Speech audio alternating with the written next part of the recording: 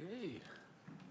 Good morning, everyone. We'll call to order the meeting of the Lancaster Criminal Justice Commission at 10:07. Let's see. Vice Chair Little, would you like to lead us in the pledge? Sure. Stand, please. Place your hand over your heart. Repeat with me. I pledge allegiance to the flag of the United States of America and to the republic for which it stands, one nation, under God, indivisible, with liberty and justice for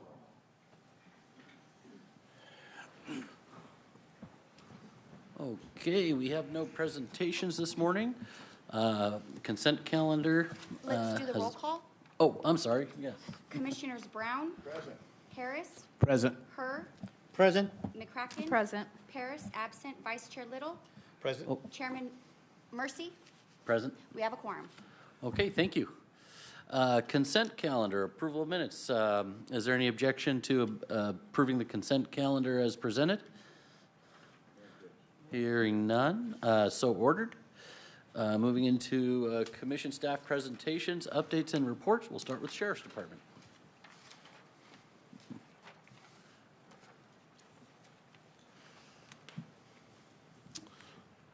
Hello. There we go. Good morning, Commission. Thank you for having us. My name is Deputy Kit Groupie from Lancaster Sheriff Station, Public Information and Community Relations. I'm going to be presenting today's comp stat or crime statistics for the city of Lancaster for September of 2024.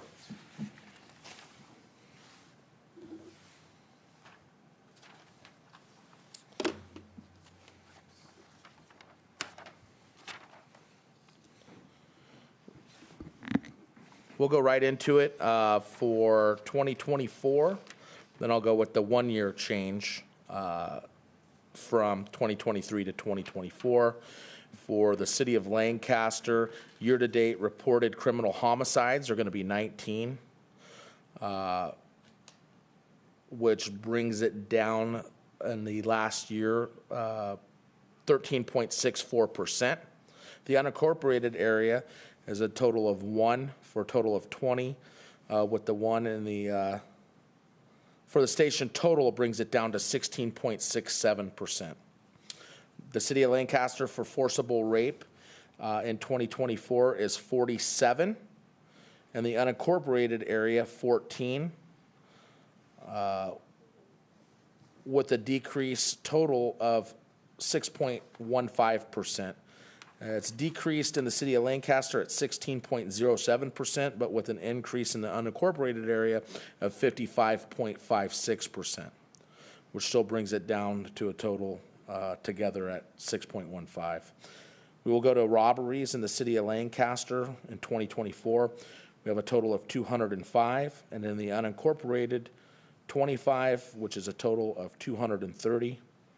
The one-year change in the city of Lancaster is 17.67% down, but in the unincorporated area, 38.89% an increase, which still brings it down to a total decrease of 13.86%. Aggravated assaults in the city of Lancaster are at 742 in 2024. And 85 in the unincorporated area for a total of 827, which is an increase of 0.54% in the city and 4.94% in the unincorporated area for a total increase of 0.98%. If we go down to burglaries in the city of Lancaster, there's a total of 483 in 24 and 93 in the unincorporated area at a total of 576. Which brings it down to a total for the year drop at 5.11%. In the city, it's negative 2.42% and 16.96% drop in the unincorporated area. Larceny theft is at a total in the city of Lancaster at 855 and 128 in the unincorporated area for a total of 983. Total bringing it down at negative 1.80%. Grand theft auto, obviously we've been dealing with that increase Still doing PSAs and giving out auto theft steering wheel locks as much as possible. We've done social media and PSAs. City of Lancaster is at 953 for the year and 289 in the unincorporated area, which is a increase in the city of 18.83% and 55.38% in the unincorporated area, which brings it to a total of 25.71% increase for auto theft. Arson is at 28 in the city of Lancaster and 21 in the unincorporated area for a total of 49. Which there's a 0% difference is what it's saying in the statistic area for the city of Lancaster. However, total with a 75% increase in the unincorporated area, that brings it up to 22.50%. And then the Part 1 crimes total is 3,332 in the city, 656 in the unincorporated area, for a total of 3,988, which is a 4.64% increase for the year. Arrests made in September comparatively, in September of 24, comparatively to September of 2023. In 23, there was 321 arrests made for the month. We are at 377 arrests made for September of 24.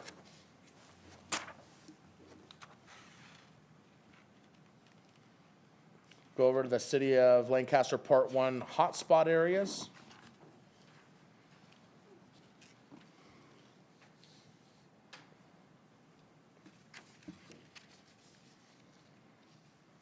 For Part 1 crimes.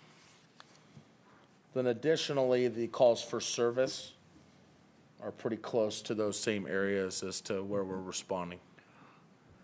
I noticed this real big spot looks to be at Sierra and Lancaster Boulevard. For calls for service? Yeah. Okay. What's right there on the corner? Sheriff station? Yeah. So I'm just curious if you happen to know what. I don't where they're specifically coming have from. any details as far as what those calls for service are. I'm sorry? Right, counter reports, people going into the sheriff's station Okay, that makes sense. is why the calls only would go up, which if we go back to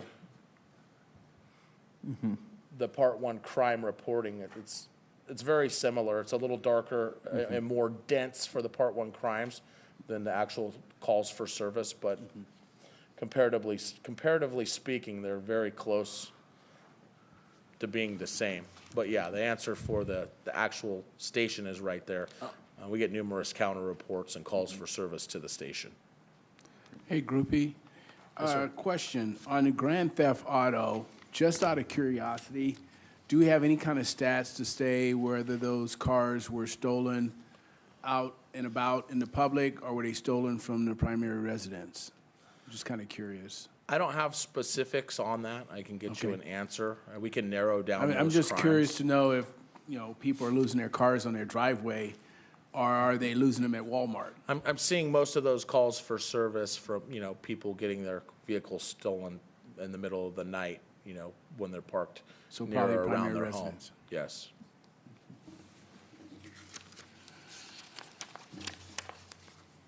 Any questions in regards to the CompStat?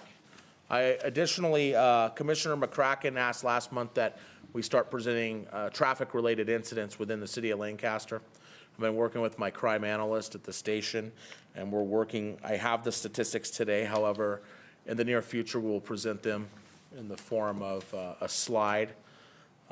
But for now, I'm going to give you a total for the city of Lancaster for September. Total of crashes that were fatal in the city of Lancaster for September of 24 was 2. Total injury traffic collisions, 74.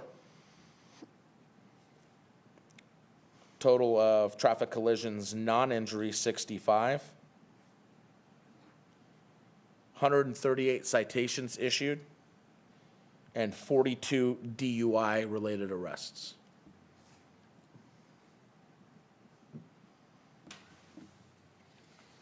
like I said, hopefully by the next meeting, we should be able to present you those traffic statistics within a slide or a separate slide that's attached.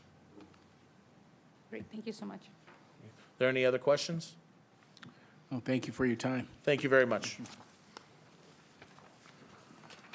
Okay, next up, California Highway Patrol. Good morning, everyone. I do apologize for not being here at the last meeting, but and I do understand that my lieutenant presented the quarterly stats for last quarter. So I'm going to have the year-to-date stats so far, a lot of the relatable information that's going with that he had presented already. So far for this year, my officers have made 15,818 enforcement contacts. Of those enforcement contacts, 8,500 have resulted in a citation of some form, and then it also resulted in 799 arrests. Of those arrests, 623 were for DUI. We are seeing a slight increase in DUI arrests of about 2%, which is not commensurate with our increase in DUI crashes, which has gone up 30%. Our crashes have increased about 7% in total, with injury crashes going up 10%. We've had a total of about 1,617 crashes year-to-date so far here in the Antelope Valley. It's not commensurate with the city. Again, my area is about 1,300 square miles of northern Los Angeles County. And so all these stats could be anywhere in that unincorporated area. I don't have a specific location that is a hot spot for us. Any committee members or agencies can access SWITRS or TIMS, which is managed by UC Berkeley, but that is our database for crashes. And you can actually get a heat map for collisions, locations, and based on various data. When that is pulled up in the graphical interface, there is no specific hot spot. It really is any two-lane roadway that is either straight or intersects with another roadway is where we're finding that things are happening. We do have a lot of DUI crashes that are occurring. Some of the more notable ones on 138 and 165th were both DUI related. One that was a 5-person fatality, and the other one we just had recently was another single fatality or double fatality. I can't say that some of the efforts that we've been working with Caltrans and Public Works out there is Public Works is now going to start installing rumble strips leading into a lot of intersections with the 138 to kind of preclude the stop sign, which even someone who's slightly impaired will get startled by and hopefully will stop. So again, it doesn't prevent death or tragedy, but it's another measure to try and awaken people or alert them to something is coming, and they can take the appropriate action not to enter an intersection that doesn't have to yield. So, Are you finding with the DUI, can you tell what's high, or is it because of alcohol, is it because of marijuana, is it because of something else? I don't know if you have access to that right away.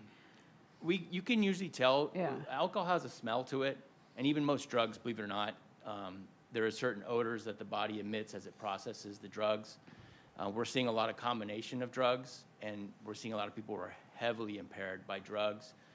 Even alcohol, we are still making many arrests during the daytime for pure alcohol impairment, but we are getting a lot of drug use impairment as well, which I think is not just commensurate with the Antelope Valley. I think it's commensurate with everywhere right now. You know, unfortunately, that it's a citation for most drugs. Yeah. If you're caught with it. So to have it is not as a big of an issue, even though we don't want anyone driving under the influence of methamphetamines or heroin. We are seeing a lot of heroin use or opiates, as well as meth. Cannabis, I don't think we're seeing as much cannabis impairment, but it's so rampant it's hard to tell where it is and where it isn't. Usually because even the alcohol will override that. But you can't tell to a degree. But unfortunately, with our toxicology for blood testing, it takes 6 to 8 months to get a result back. Okay. And I know at the last meeting we were talking about, I think it was the incident off of the 138 with the brick throwing. Mm-hmm. Can you give us an update on how that's going now? Because I believe there was an arrest made, correct? There was arrest, but there's been no confirmation that was the specific individual that caused the fatality. Okay. He is a confirmed rock thrower at cars and is being charged for doing it, but we can't, to try and confirm it, he was the individual that threw the rock. And it was a sizable rock that went through that windshield. It was not a small stone. It was a large rock, probably larger than a softball, that was propelled through that windshield. Wow. To cause instant fatal injuries. But I can't say whether that was the individual that did it, but he has been arrested and charged for felony, basically throwing missiles at a vehicle, which is throwing a rock at a car. I was, at the last commission meeting, I brought up those nitrous oxide, and I brought those up. This officer here enlightened me today, some of the issues that they've been dealing with and what he's gone through. Could you enlighten our commission what you were telling me today, sir? Because it was quite amazing, you know? Yes, sir. Well, when I first came to LA County as a lieutenant with CHP, I was stationed in our South Los Angeles office, which is based in Torrance, which enforces the San Pedro, Long Beach, Compton, and Linwood, a lot of those areas. As a result, I took over the street racing enforcement program for LA County and eventually the state, California. What we found is that the inhaling of nitrous oxide began 6 years ago here and there amongst the street racing communities. You can get automotive grade nitrous oxide fairly inexpensive. It's in a small pony bottle. They would have several bottles in their car. Well, some were putting like a small nipple on the tanks like you would fill for helium balloons and filling balloons with nitrous oxide and selling them at takeovers. And they could sell 80 to 100 balloons pretty quickly. It's a very intense high, and then it fades away, and once it's completely faded away, they're relatively normal. But we had a lot of impairment arrests for driving under the influence of nitrous oxide, because even the people doing the donuts in the intersection would be on inhalants as well. It's, you know, and in my career, I have seen people under the influence of inhaling paint. It was always silver or gold paint. It was the metallic paints that people found to be most effective. This is just the new form. It just doesn't have any obvious signs like, you know, silver paint on their mouth and their fingers and things of that nature. But yet it's pretty rampant use in the street racing community, which exists everywhere. I mean, they're up here as well. Everywhere you see donuts in the street, that is someone that's out there doing a one-off or a practice session. And some of the intersections that are completely black, or if you go over to the mall and go over there by the old Sears building, you can see where they actually have full-blown sessions over there on a regular basis. Those attract those kinds of things when they go running out of the pit, but that's where the nitrous oxide is. I saw it start, and then I've seen it blossom into other areas. So. And we're seeing an increase in that since it's widely available now. I didn't realize it was available at smoke shops. I Okay. knew that most of the people in the street racing community get it readily, easily, because they need it for their cars. And it's not like a medical grade nitrous oxide. I mean, as far as it is something that is meant to go into an automobile's intake, so they don't really care what other gases are in that cylinder. As far as what the smoke shops produce, that was educated at today, but it's still, that's, you know, what's being sold of, because they're already buying it for their cars, and they have 2 or 3 tanks, and now they can sell them for $20, $30 a huff out of these balloons and put 200 balloons out a night. So now they just fund all the new tires they bought for their car, the gas, a couple modifications, and that's where it kind of blossomed from that. Now, I'm sorry, now at the last meeting we talked, I think you might have found some kind of code that there was, and I know the city was going to look into that. I don't know if that's been looked into.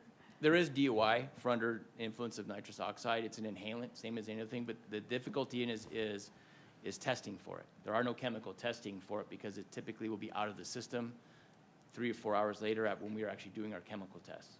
So Okay. there is no blood test to detect an inhalant. I mean, if there is, you have to be you can do specific tests and blood tests for chemicals, but we'd have to identify the specific chemical composition that is causing the impairment that would be present in the bloodstream, and that gets really complicated with the standardized drug testing systems. So when it comes to the testing, is that the same type you would do for marijuana usage? And what's the turnaround time for that? Typically, it is the same test. There will be a blood test. But for any type of drug test, we can actually specify what drug we're looking for. Usually it surrounds more of the pharmaceutical drugs that are out there. But honestly, with the drug testing process and everyone doing it, it's lengthy. It's several months to get a drug test result back from the crime lab. So if you were to pull someone over that you felt was under the influence of marijuana, it would take that long to get a drug test, months? To get a chemical test, yes, sir. We would know from our basic field sobriety tests. Field sobriety tests are pretty reliable in showing impairment and your inability for your motor skills to properly operate safely operate a motor vehicle. But as far as having confirmation as to the exact substance that was causing that would take months to obtain. Getting back to the nitrous oxide, I've heard that a lot of individuals say it gets out of the system very quickly. I can state first-handedly that in this particular situation that I can attest to is it doesn't. And I'm dealing with it now where I'm seeing this go on for after an individual stopped, the ramifications for 60 days later. So, and the mental effects and everything else and the impairment. And so I look at this thing and I'm amazed that, and talking with Chris and what the city's looking at doing, it's amazing to me that we see these type of canisters in smoke shops with all types of fruits and flavors and everything else that go along with it. And then you kind of go in stupid and ask the stupid question, what is this? And they state, oh, well, you know, it's for whipped cream and this and this and this. And some people use it for cars, you know. And I basically said, well, but you must have a lot of caterers coming in and buying whipped cream canisters. And it goes on deaf ears. And looking around at some of these shops, I'm amazed to see the paraphernalia of candy items, it looks like, that's decorated from wall to wall. You know, and I know Chief and I have had discussions, Mr. Noga and I, who I think Mr. Noga gets a call from me 3 or 4 times a week, you know, just discussing situations, and thank God for him and his team and Chief. I got to tell you, you know, they're right on top of it. But it's amazing to me how these things have gotten into our system, and these kids are going into these shops, and it's just, they sell everything from a can of brake fluid to these little items. But these canisters, just nitrous oxide, it's scary. I dove into listening to some other individuals that had gone to rehab, that went through the process, that got their lives all straightened out, and the little CO2 cartridges, you know, alone, and listening to some of those individuals say they were doing 250 to 300 of those a day, you know, when they were really hooked on this stuff. Yeah, well, that's what I was kind of referring to with the code. I think the DA's office found something, and it was going after the shops for selling a gas or a so-called food product. And I know we were going to look into that. The only section that I've found so far is the Penal Code Section 381, and it really has to do with inhaling it. Okay. I haven't seen anything that would address the shops selling it. And in defense for the district attorney's office, it's all being sold not for human consumption. It's like someone going and buying something for something else and then eating it. So because the shops are selling something not for human consumption, it's going to be probably difficult to go after the shop for someone who's buying. And this goes back to even you know, the chemical cannabis, or spice is the street name. That's potpourri. It's sold as potpourri. Right. It's not for human consumption, Right. but everybody was smoking it. Bath salts. That's like Epsom salt, but people are smoking it. It's not for human consumption. You know, And sir, Chief, yes, sir. Yes, sir. I was Is this just, thing on? Is it on? Yes. Hey, it's good to see you guys again. So it was actually, I think we talked about this before, and I mentioned that I had a special team that worked on nitrous oxide back in 2013. I just pulled up the article because it was a major operation. We had like 25 auto shops that were selling it back then. What we ended up doing was bringing in the Food and Drug Administration Department, because they can hammer them. And we brought them in, and that operation, they actually were going after some of these major companies out of the country that were making the NOS and bringing it in. I apologize, I can't remember. I think one's called Air Gas or something like that. And they were going after them federally because they expected them to do something about the fact that their sales had skyrocketed in California. So I know my team, what we're talking about now is reaching out to FDA and connecting with our partners and seeing what we can do about these smoke shops, because we hit one, or we hit 3, I think it was, last week, and I believe all 3 of them had the NOS in there. So, but those smoke shops, and we want to do a presentation for you. Chris was going to share that with you when he comes up, because we're really looking at these smoke shops. I mean, it's not just the nitrous oxide.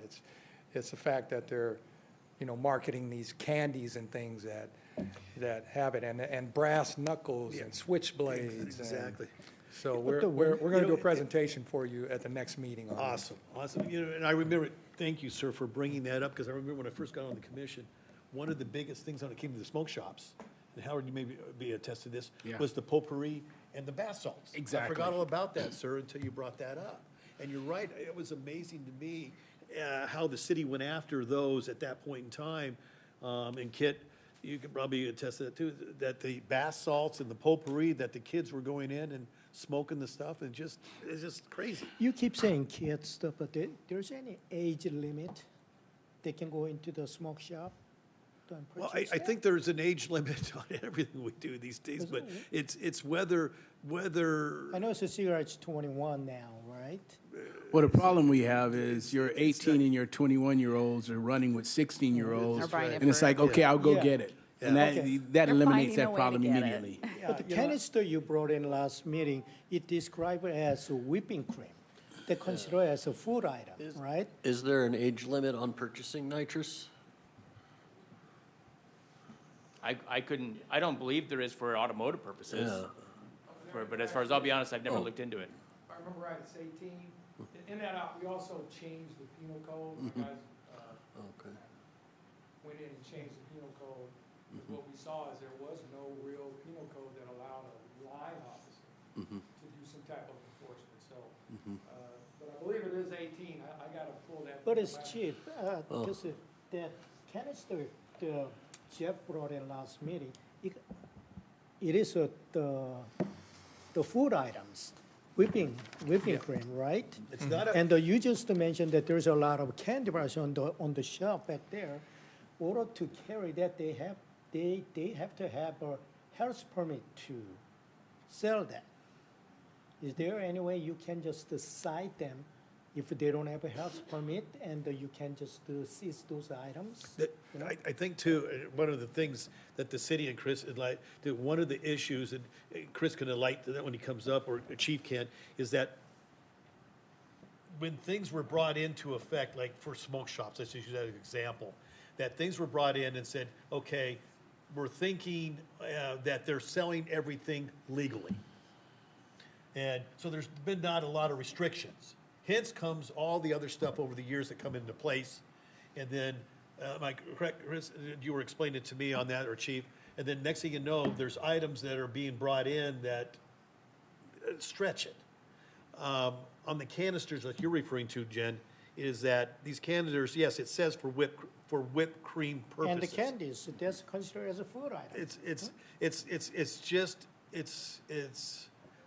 It's when you look at these canisters and you look at these products, it's not the adult walking in that's catching the eye. It's the younger generation that sees all these bright colors and this and that. I'm a firm believer of this, and I've seen it firsthand. And I've been doing so much work on this lately that it's so irritating to see how things get slipped through the cracks. How this has gone on as long as, and we've all seen it. And I now think back about the bath salts and potpourri. You're right. It's just, it's taken another leap.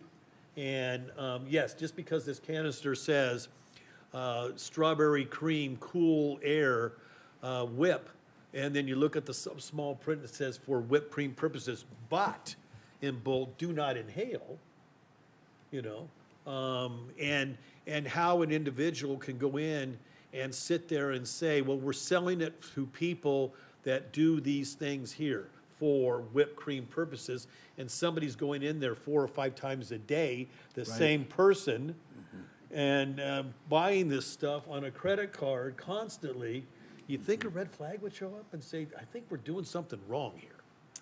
And Captain's 100% right, where the big sell on that stuff, they do those whippets, they call them whippets, these Yes. little things. But the big sell is the canisters and $10 a balloon. And I'm That's sure he crazy, goes to Cap. those things, because we used to see them at parties, and parents think, oh, they got a helium thing Yeah. going. No, it's Nas. Yeah. So, It's terrible. Yes, I sir. know we don't have our state legislators here today, but maybe at the December meeting, we can have a specific agenda item on this topic to talk with them about Yeah. and send them a special invitation that we do need them here next month because they're looking at legislative ideas for the next year. They're going to be looking at that right now, or right about then, because that's right after they get sworn in. Right. This is an excellent candidate. Yeah, so can we, so for next meeting, let's have a special agenda item on that. Thank you, Cap. Thank you, sir. My pleasure. Okay, next up, we have the district attorney. Good morning. I have statistics for you for felony filings from Lancaster for October. Arson, we filed one case. There were no declines. And for auto thefts, we filed 3, declined 6 cases. Our yearly average is about 5. For burglaries, both residential and commercial, we filed 9 cases in October, declined 4. Our yearly average filing is 8. Criminal threats, it says here that we didn't file any felony criminal threats cases, declined 1. It's less than our average of about 3. In terms of drug sales, we filed 2 cases, declined 3. Our yearly average is 2 filings. Domestic violence, felony domestic violence, 4 cases were filed, 5 were declined. Our yearly average filings are 4. Felony evading and hit and run, we filed 1, declined 1. Our yearly average filings, 2. Felony assaults with a deadly weapon and great bodily injury are 14 filings, 11 declines. On average, we file about 15 felony assaults. Felony DUI, we filed 4. Our average filings are 3, and we declined 2 cases. Grand thefts and identity theft, we have a pretty large number. We filed 12. Our average is about 7, and we declined 10. Illegal firearm possession and weapons possession, we filed 10. Our yearly average is 11, declined 6. Murders and attempted murders, we filed 3, declined 4. Our yearly average is approximately 3. Robberies, we filed 8 cases, declined 4. That's consistent with our yearly average filing of 8. Sex crimes, both adult and child related, we filed 7, declined 5. Our yearly average filings are 4. Vandalism, felony vandalism, 3 filings. Our yearly average is 3. We declined 3. And in the area of violations of protective orders, we filed 14 in the month of October. Our yearly average is 12, and we declined quite a few. We declined 18 violations of protective orders in the month of October. Do you have any questions? Yes, I have a couple of questions. What caught my eye was the amount of felony assault and grand theft that were declined. Why is there such a high figure there for those particular crimes? I think it's very difficult to give you an answer about that because what we're looking at when we're filing cases is we're looking at provability in court, and so each case is different. We have to see if we can meet all of the elements of each offense, and so when our filing DAs review cases, they're looking at whether we can prove that we have the person that committed the crime and whether we can prove each of the elements of the offense. So if a case is declined, it's because we believe that we don't have sufficient evidence to prove the case beyond a reasonable doubt in court. Sometimes you'll see sometimes you'll see declines because we've elected to proceed in a different way. Periodically, we have a defendant who is on probation for an offense, and rather than file a new case, we may proceed with a probation violation because there may be a suspended sentence. And the proof is different for us when we go to court to have to prove it. It's in front of a judge rather than a jury, and we don't have to prove a probation violation beyond a reasonable doubt. So we're looking at different things, different factors when we're reviewing cases. So I would have to look individually at the cases to tell you why a particular case was declined. I know that our filing unit has been working overtime on weekends to look at more cases. Many of those cases that we're reviewing have been in a backlog that were cases that were presented for warrant filings, and they're just trying to catch up on those cases. And so we saw an increase in filings and declines in those areas with those warrant cases. And it's just really a matter of the evidence that we have. And each DA kind of has we all work from with the same standard, but it's individual when you're looking at the case, whether you think that there's enough evidence or not to proceed. Thank you. Two things happened in this election. One was the overwhelming desire on the part of the voters to get rid of Gascon because he at least they had the impression that he had been lenient on prosecution. And the other was the passage of Proposition 35 to overcome the Sacramento's effort to try and decriminalize a lot of criminal activity. How do you think those two events are going to affect what's happening at the ground level in the DA's office? I think right now it's difficult to say because our new DA, he has not taken office yet. He will be sworn in on December 2nd. I think that we may see an increase in felony theft cases because we'll be able to file petty thefts where people have multiple priors. We'll probably see an increase in drug-related filings. I anticipate that many of the directives that were implemented by Gascon will be withdrawn and new directives will be issued. And so right now, we're waiting to see what the DA's directives are, but I do anticipate we'll be filing more aggressively than we were filing before.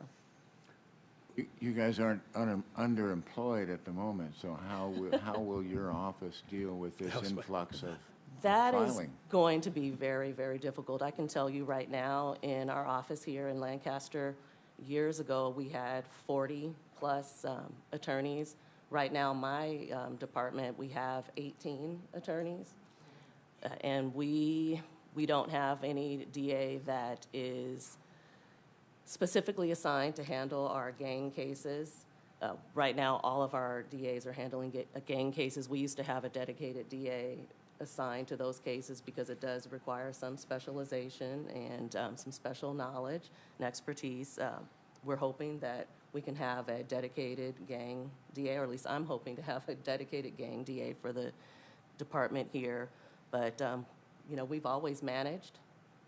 We do the best that we can, and I can tell you that the people that I work with, their hearts are all in, but they're struggling right now because it's been very,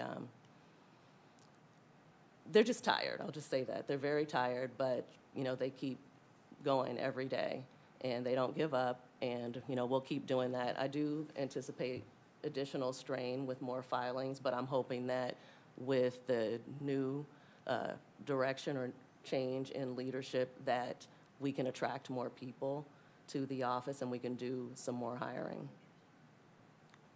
Well, I'm sorry? Any budgetary support? Is there going to be some help to do that hiring? I hope so. Right now, we are down office-wide over 200 attorneys, and I know the way that the budget works, you have certain items that are budgeted. Each position is an item in the county's budget, and if the items are unused or unfilled, sometimes they take those items away from us. So I don't know, because I don't work specifically with the budget, whether those items have been taken away from us. But I'm hoping, and I think the DA will do what he can to get the funding that we need for staff. We have been hiring some, but the numbers are just not the same numbers that we've had in the past. Well, thank you so much for everything that you and your office have done. We know that your hands have been tied quite a bit, and hopefully now people will realize we're going to be prosecuting a lot more, than that hopefully will change people from committing a lot more crimes. So it could hopefully work in both ways. Yes. So next time we see you, the new DA will have taken office. Yes. Just ask any kind of updates on the policy changes he makes. I know it'll be a big interest next month, but yeah, just as Commissioner McCracken said, we appreciate your work and that of every assistant and deputy DA out there. All right, thank you. And I have something to share. I have a meeting with the DA this afternoon. He's made an effort, right out of the gate to meet with all of the head deputies and all of the branches and units. And so I was very pleased yesterday to receive an email invitation to meet with him. So that's really promising that he's making the effort to get out, meet all of the, the leaders in the offices, and to find out what our needs are. So I hope to have some positive things to share with you at the next meeting. Great. We'll look forward to it. Thank you. Thank you. Thank you.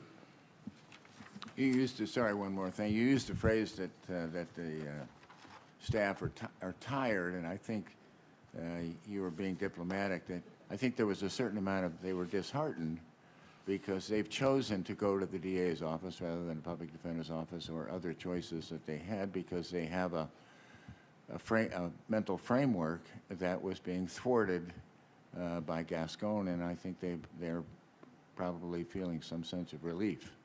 I don't know if that's true. Yes, absolutely. There's definitely a sense of relief. Great. Hey, thank you very much. Lancaster PD. Good morning. Good morning. We have a few things. Currently, at this time, pathway operation is underway. That's involving our homeless team along with the county's homeless team and a whole slew of deputy sheriffs and a whole bunch of other county agencies. We're going to be removing, hopefully, 70 homeless off our streets and putting them into housing through a project coordinated with Hope the Mission. So Hope the Mission will be running the housing project. So that's a good thing. Weather just turned cold, so the timing is just right. And I think that probably the cold night last night will contribute to a little bit more acceptance of the offer. So hopefully good success from that. We're also bringing on 2 more homeless teams for the city, for the police department. They're just about on. They're in the process. It should be on shortly. So we have 1 team now. We'll have 3 at the end of that. We were talking about the smoke shops. We're working on a new ordinance to address the smoke shops, what they can sell, where they can sell, where smoke shops can be located within the city. The ordinance is intended to provide us with teeth to be able to enforce and stop the problem that we've heard about today. This is just one of several problems that we're finding. We're also finding the edibles, gummies, they're clearly packaged for kids. They mimic kids' snacks. They just spell the word a little bit differently, use the same color schemes, things like that. So they're clearly targeting a young group. So those are the types of things that we're looking to go after and prevent in our city. It's definitely a cause for concern, for sure. Mike Katz is one of our special investigators. He will do a presentation at our next meeting, I believe, on the smoke shops, what we're seeing in there, and then hopefully we'll have some more information on the ordinance as we progress on that too for you, so we'll be able to update that.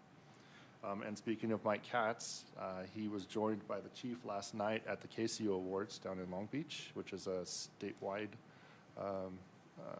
affair, I guess. Mike received the State Heroes Award for saving lives with the illegal care facilities that he uncovered here in California and has made national news on. So a pretty big honor to receive the Heroes Award. It's not issued very often. And Mike and his excellent work as an investigator in what he does has been nothing short of amazing, and a well-deserved award. And to get the state recognition for the city is pretty big. That's awesome. Yeah, fantastic. Well, please extend our celebration and congratulations as well. Will do. Chris, real quick, you talk about the homeless and a lot of Yes. questions that get brought up all the time. What takes so long? Why can't we get the individuals out of the property sooner? There's a process. There's a process. And explain the process so a lot of people can understand that. I listened to a council meeting last night and wanting to know why you just can't sit there and remove people and do this. Unfortunately, they have rights, they have this, and there's a way of what we have to do as a city to, when they've done an encampment and what has to be done on the process. Could you explain that? Well, that's largely going to depend on if it's private property or if it's public property.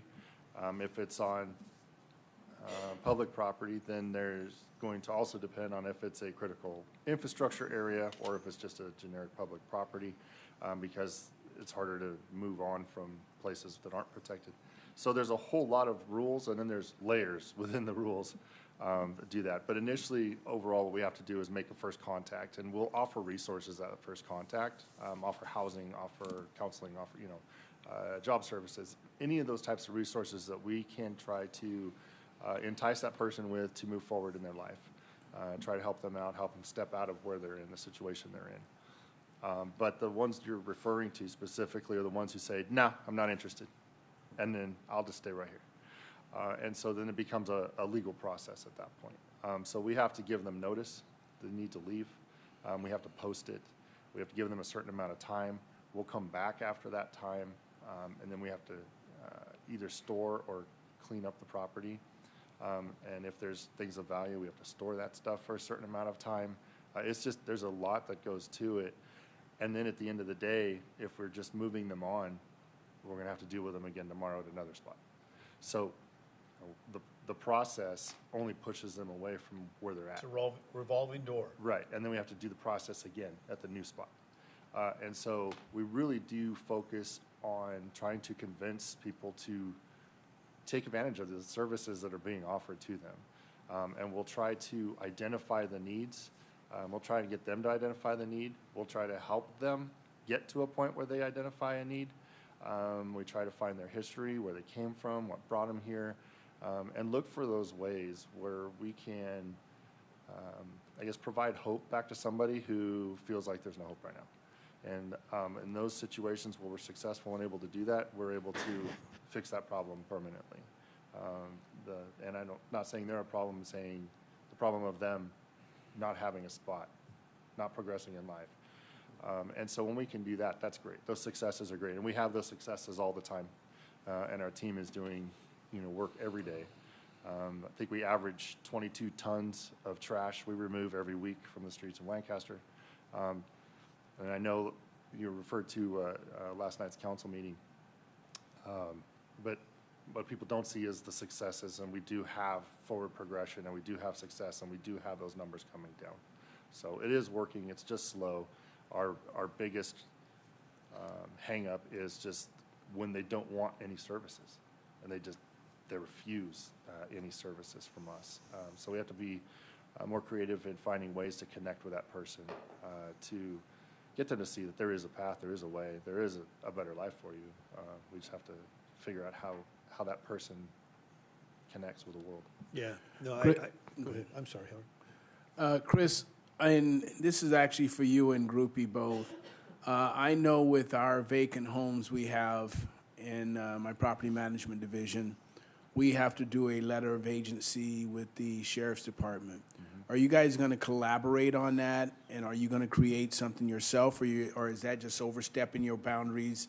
And I'm just thinking in terms of, my understanding is you guys are handling things that allow them to handle the more dire needs of the community.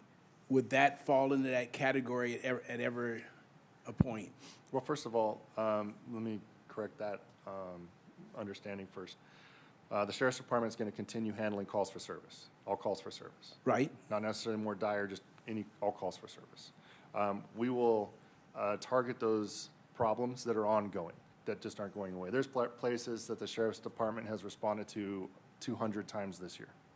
And so those are the places that we will then take over and target because they require the time to stay there. And the Sheriff's Department handling 85,000 calls for service last year, it doesn't afford them the time that's required to spend there. And that's where we're coming in. So it's not about a level of crime, it's about the ongoing or those ones that last longer that are going to require that more time spent. That's where we're going to come in. And that's, I understand that. I guess where I was going was, I know when it comes to a vacant house and a homeless person moving into it, my personal opinion is that's not a high-level crime type situation. And I feel But that's bad. an ongoing crime. It's ongoing. I Right, feel and- bad loading them up with that. Right. Because I know how busy grouping the rest of the department is. That's the reason I'm asking that question. And we have committed substantial resources to our homeless team and to our core team, who is really the one who are connected to all those services that can bring those in. And so, yes, we do work well with the Sheriff's Department. You do an LOA or letter of agency for the sheriffs. We also do LOAs. So it's good. Oh, for you do have them? We do, yeah. So it's beneficial to have them on file with both agencies so we can both take action. Guess that's where I should have started then. And then we connect with each other on that. Okay. I want to understand clearly, so somebody, especially business owners like, Commissioner Harris, like myself, if we have a problem, we call sheriff station first, right? If you have a problem that needs to be dealt with, you need somebody to come out. I need someone out here right now because this issue is, they're breaking my windows, they're, harassing my customers, whatever. Yes, call the sheriff's station. Not If- that, just if it's- trespassing, If it's the ongoing, hey, every morning I come in and this is what's happening, call us. That's more of the long-term issue Do you have type of any stuff. number for that, the number we can call? Or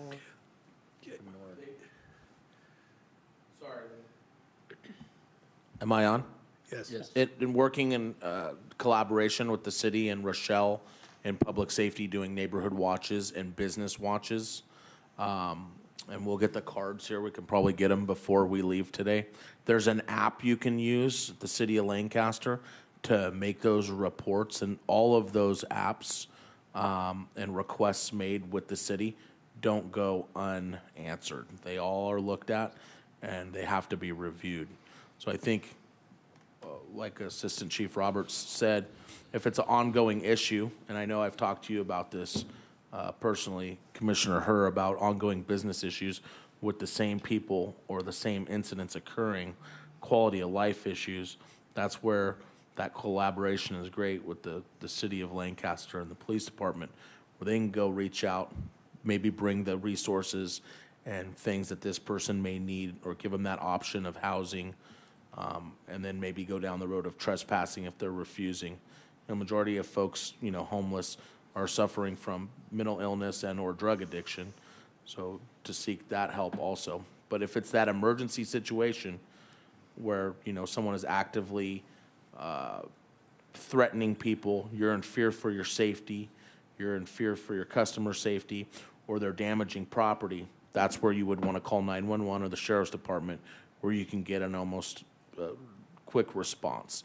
But the ongoing, where they're there every morning, wrapped up, trying to stay warm in the foyer of your business, that's where they can come in and send an outreach team out and get the help that person probably needs.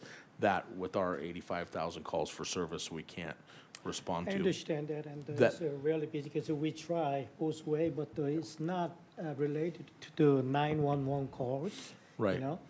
So that app, and I'll get it for you before we go. The city has an app that they use, and/or you can call public safety and make those reports.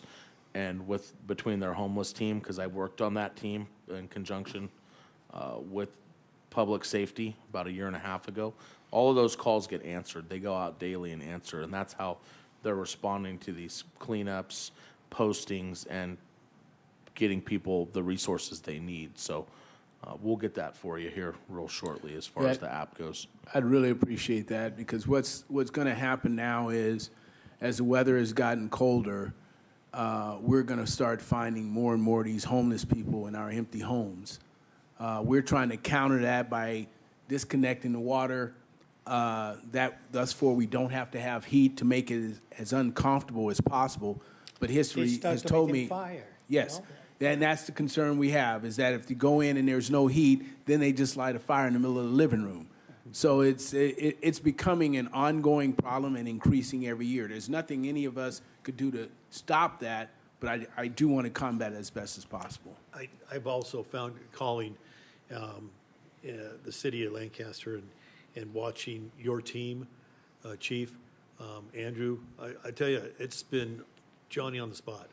So, I mean, there's been, I get the situation of the individual being out there that says, well, I called the sheriff's department, they haven't come by and taken a report yet, they haven't done this and this and this. And I kind of laugh and say, they're out there catching criminals, man, so you got a rock that went through your window and somebody's this and this and this, leave it alone, and then you contact the city and the city responds, so they just have to be schooled to the point of what they need to be looking at, like you're saying, what's priority.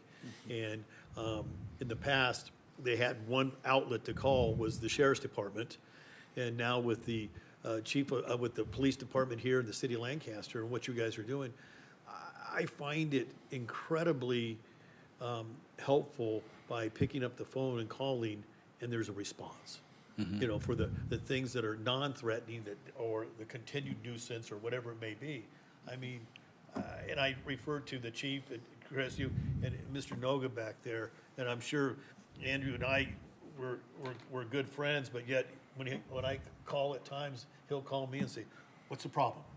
No, I was just calling to see how you're doing, because usually I go in, there's a problem, And same with the chief, So I find you guys incredibly responsive, and I know it's a growing department, and and everyone wants everything done overnight, and understand that it's a process. Is there any kind of literature you have that, or will have, that will detail where your responsibility starts and stops and where the sheriff's department starts and stops? To where Yes. we can, as commissioners, can share that with the people we know, so everybody has a clear understanding. I think right now, everybody's unclear, and I honestly believe to some degree you guys are unclear, because it's all new. But if we could create something to where we had an outline of, this is what you call for this is what you call for that, and we could share that with our people in the community, so that you don't get those mixed calls. Yes, absolutely. We're working on that right now. And that's a great point, Howard, because when somebody, and we both have clients and being in the same business out there that have centers, that have houses, that have this and that and everything else, and sit there and call for a response, or my window was broken into at my business, or vice versa, and I've called the sheriff's department, and it's been 2 days, and I kind of smile and just say, call the city, report the incident to the city. Well, why am I doing that?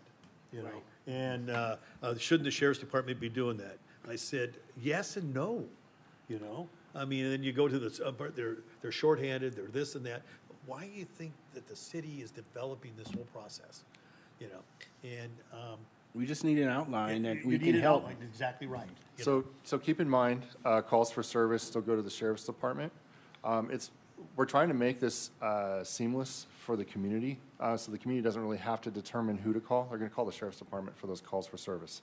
We have law enforcement technicians that are our employees that work out of the sheriff's station to go handle those reports. Okay, so you're not inundating or putting, a report on Deputy Groupie. One of our law enforcement techs will probably come out and take that report. But it's all coordinated and facilitated through Sheriff's Dispatch. So that way, it makes it easy for the community, and it makes it easy for our partnership to where we know who's going to be handling which types of things. Before I let you go, a little shift gears here. Avenue I and 10th Street West, that center.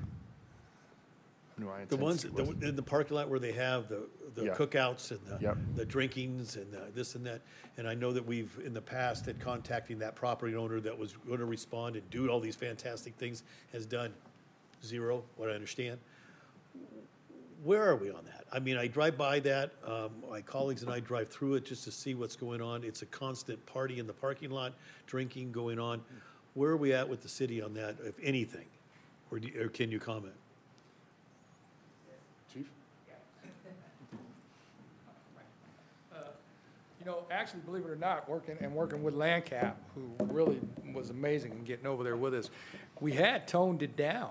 Yeah. And what's really interesting is now it's cold, and these dudes have come back out in the cold air. In fact, I drove by yesterday, and I didn't get to call Lancaster, but I saw like 5 Bloods standing out there just flying the colors. I was shocked because we had cleaned it up. So we're going to jump back on it. Property owner was contacted before, has expressed wanting to work with us, and I think did to some degree when we were going in kind of over the summer. So now we're going to pull him in for an office visit because we need him to do some more things as well.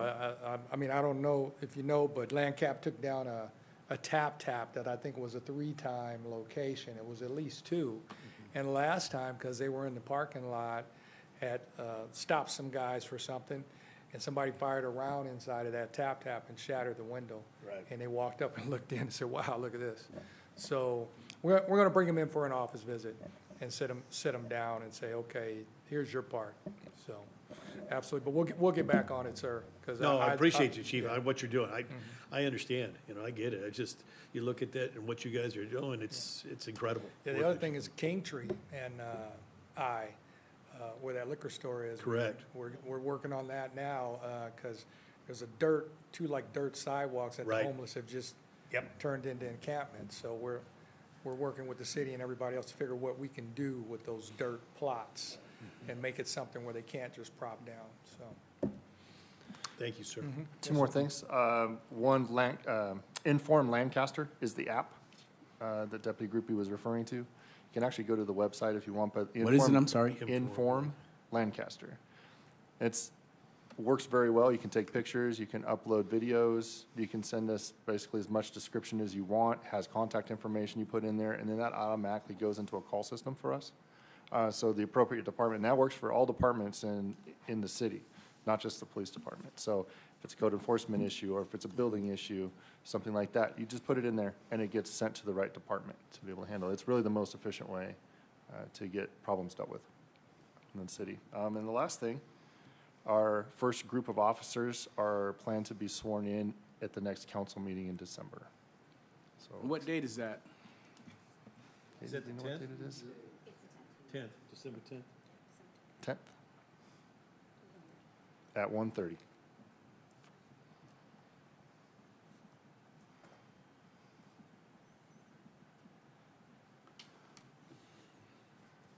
Any questions? Okay. sir. Thank you. Thank you very much.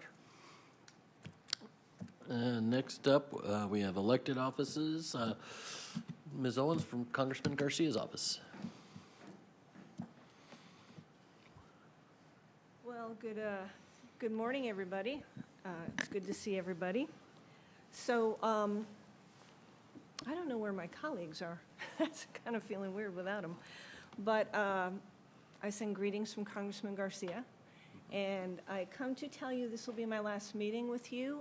As you may have heard, the congressman lost the election. The new member will be sworn in on January 3rd.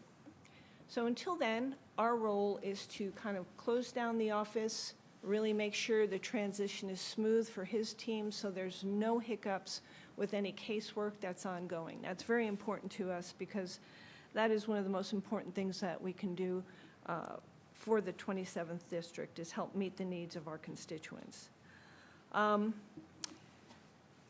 This was hard. I'm not going to lie to you. This was hard. It was hard because, well, I don't know if a lot of you knew, I wasn't looking for a job.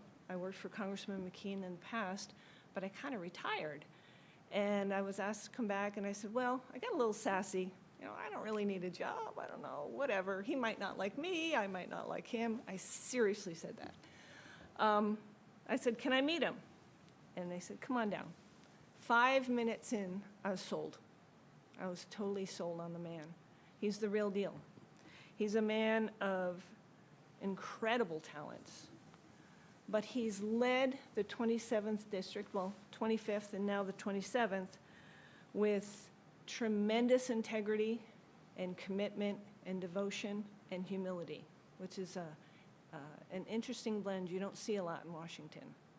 When he came in 2020, I don't know if you remember, but he won the special election, and never having served in an office before, he was just so disgusted by what happened, by the current member who held that seat, and the disgrace that she brought to not only our district, but our whole country. And so he talked to his wife, and he said, I need to do something about this. Again, never having held an office. And he went on to win the seat. And when he came in 2020, we didn't have the Senate, we didn't have the presidency, and we didn't have the House. We did have COVID. We did have COVID.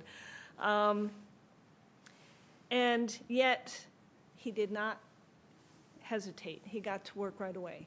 He was one of the first in the history of the House to be selected for the House Appropriations Committee, because they saw quickly what talents he has and what he has to bring. So we made it through that, and then, of course, we won a slim majority in the next session for the House. And now they have the Senate, they have the presidency, and it looks like we'll have the House. So my boss is leaving Congress in a better shape than when he showed up, and I really believe wholeheartedly his leadership helped to make it better. So in the course of our 4 years, we have been able to serve the constituents and close out about 10,000 cases with federal agencies for our constituents. Everything from immigration to IRS to SBA. He was able to get DEA funding for the marijuana eradication team out here for the sheriffs to be able to help them combat what was happening in our desert. And then through his community project funding, also known as earmarks, this year, I'll just highlight this year, he's been able to get $3.5 million for the Lancaster station for their commands. Kip, help me. Mobile command post. Mobile command post. I want to say that right. I want to make sure that you understand that. And it'll also be accompanied by 2 SUVs. That will help them to respond to critical commands, right? Yes, ma'am. That'll help us in major incidents where we would usually respond and create a mobile command center outside of the sheriff's station area, whether it be floods, earthquakes, homicides, or where we're out in that weather in the Antelope Valley, with extreme conditions that we endure out here. Command post is a great help for us. Kit, how is that command post different from the one the boosters got? The command post, the one that the boosters purchased, approximately, I think we're about 9 years ago now, is a trailer, and we're very grateful for that. That was notated in the request also when we requested through Garcia's office, that it's just basically we've used it to the extent. It's definitely seen its time. It's probably had hundreds, if not thousands, of deputies go through it, utilize it for numerous events and functions. Additionally, where we have to get called out in the middle of the night, all hours. So this it's just seen its wear. Replacement of an aging command center. We're not going to replace that. We're going to utilize that as a secondary and use it. It's used from everything responding to homicides to our sheriff's explorers use it at the fair for parking and assisting the city and the fair with those things. So we're not going to take it out of our fleet, and that was a very, very kind gesture, and we greatly appreciate that. But that's not going to be replacing it. So to say, we're not going to remove that from our fleet. This will be added with the technologies we need. Since then, we've gone to our LA RICS radio system. We're going to request with that money, it's going to cover mobile digital computers and communications that are updated that we're going to need also. Thank you. So he's really supplementing a lot of the resources within the Lancaster station. As we know that they've been depleted of manpower and resources. So it was very important to the congressman to be able to use the opportunity to bring those funds to them and meet the needs. So really having spoken to the captain and Kit and really hearing what they needed, that was the request. He also was able to get funding for the Palmdale station to replace some of their radios, and just be able to, again, with their IT, be able to do their job better. And then he also used some of those funds to get a helicopter for LASD, which I think they lost, not lost like misplaced lost, but I think it was, it wasn't functioning. Sorry, I'm back on track. So anyway, I share all that to say those are just a few things that he's been able to do, but I think it speaks volumes to the commitment he's had to our law enforcement family, our brothers and sisters, both in the CHP and LASD, and that won't stop. That won't stop. It's who the man is, and I don't know what the future holds for him, but I know he can hold his head high and whatever the next chapter holds. And for the rest of us, I'm not sure what the chapter holds for me. I was talking to my colleague not too long ago, once we found out I was going to be gainfully unemployed. And they said, Jackie, what are you going to do? And I said, I'm going to join the LPGA. You laugh. Well, it got worse. So my colleague Tom from the Senate's office said, you mean the senior LPGA, don't you, Jackie? So we're not talking to Tom. He's not my friend anymore. There's no Christmas cards going to his house on Ellen side. But all kidding aside, I do want to convey to you, and the reason I came today was to express to you, all of you in this room, how much I appreciate what you do. Personally, as a citizen of Lancaster, I know when you put on those uniforms, you're not appreciated all the time, but you're the guys we call. You're the men and women we call, and we need you. And I did want to express that to you, and I did not want to just silently go off into the sunset without you knowing how much I really appreciate you guys. And publicly, I shared that I love Jin Her. That's not changing. I still love Jin Her, and I appreciate all he does. But for all of you, you know, you spend your time here thinking about the city when you have jobs and careers and your own stresses, but you choose to serve in this capacity, so thank you. And sir, there's a world of respect for you and your family, and we love you. And the DA, I wish I had more time to spend with you, but I really appreciate what you do, and I think your future's looking a little brighter. So before I leave, if you just indulge me, because I thought, well, what can I say that would convey the spirit of what I feel about what's happening and the extraordinary man I get to work for. And so I borrowed from Theodore Roosevelt. And actually, I wish I could say I wrote this because it's exactly what I would have written if given the opportunity. But he said, it's not the critic who counts. It's not the man who points out when the strong man stumbles or where the doer of the deeds have done or could have done better. The credit belongs to the man who's actually in the arena, whose face is marred by dust and sweat and blood, who strives valiantly and errs, who comes up short again and again because no effort is without error and shortcoming, but who does actually strive to do the deeds, who knows great enthusiasms and great devotions, who spends himself in a worthy cause, who at best knows in the end the triumph of high achievements, and at worst, if he fails, at least he fails while daring greatly, so that his place shall never be with those cold and timid souls that know neither victory nor defeat. It's been a pleasure working with you guys, and thank you for all you do. Well, Jackie, So it's please, been a pleasure. Thank you, I'm sorry. Jackie. It's been a pleasure working with you too, and thank you so much for your work here with the commission. And I'm sure I speak with the rest of the commissioners on thanking the congressman as well for all of his work that he's done. We appreciate it.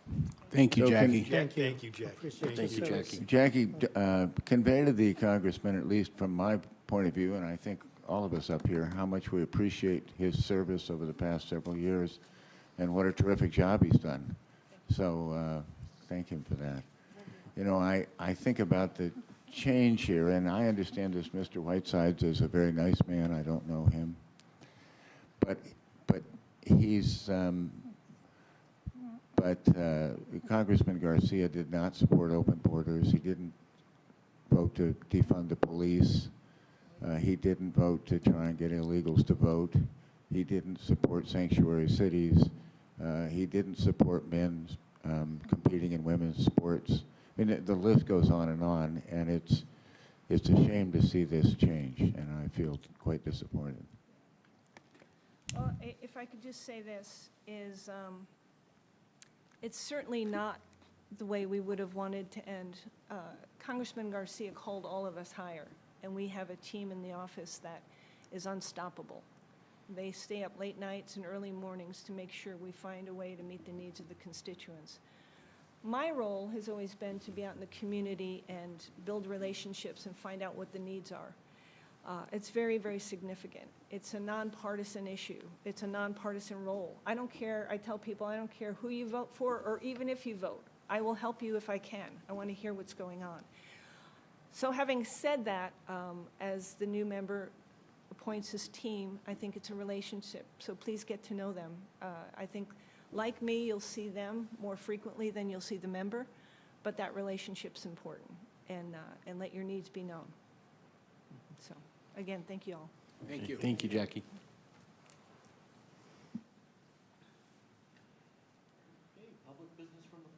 Public business from the floor. Okay, commissioner comments.